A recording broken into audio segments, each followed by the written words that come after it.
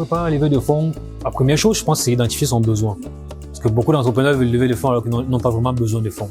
Ou alors ils ne sont pas prêts à recevoir les fonds. Parce que derrière, on peut avoir besoin de fonds, mais on n'est pas prêt à recevoir des fonds. Pour être prêt à recevoir des fonds, il faut un certain minimum. Derrière, est-ce que votre entreprise est formalisée?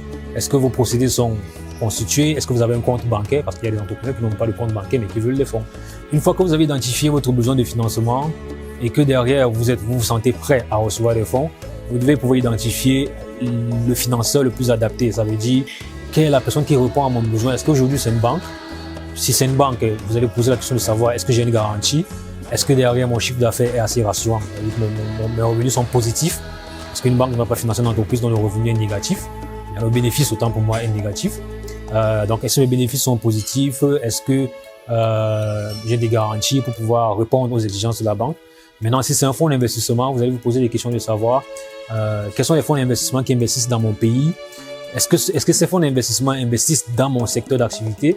Est-ce que ces fonds d'investissement investissent dans la phase de développement dans laquelle mon entreprise se trouve? Là, vous pouvez maintenant commencer à contacter les entreprises tout en sachant que chaque investisseur auquel vous ferez face aura ses exigences propres. Ça peut être des exigences juridiques. Dans ce cas, vous devez faire recours à un avocat.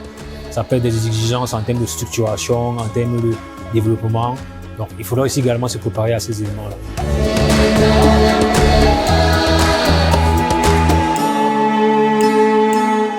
Le premier conseil, c'est de prendre cette activité comme une activité à part entière.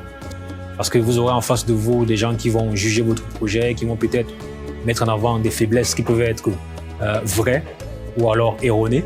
Donc, il faut avoir ce recul pour pouvoir accepter la critique, comprendre également quelles sont les exigences en termes de critères d'éligibilité et puis peut-être préparer même la levée de fonds dès le départ, dès l'application de l'entreprise.